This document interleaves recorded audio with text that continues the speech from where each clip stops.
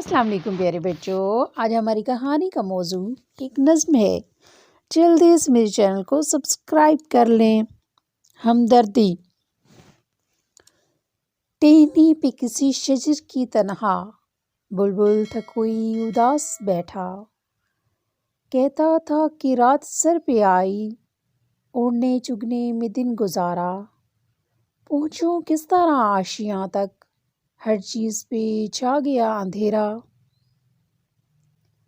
سن کر بلبل کی آہوزاری، جگنو کوئی پاس ہی سے بولا، حاضر ہوں مدد کو جان و دل سے، کیڑا ہوں اگرچہ میں ذرا سا، کیا غم ہے جو رات ہے اندھیری، میں راہ میں روشنی کروں گا۔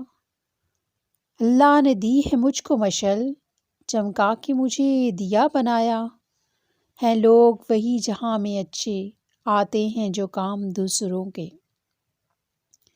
جی بچوں، اس کہانی سے ہمیں یہ سبق ملتا ہے کہ ہمیں دوسروں کے کام آنا چاہیے۔ اگر آپ کو میری ویڈیو اچھی لگی ہو تو پلیز میرے چینل کو سبسکرائب کیجیے، میری ویڈیو کو لائک اور شیئر کیجیے۔ شکریہ۔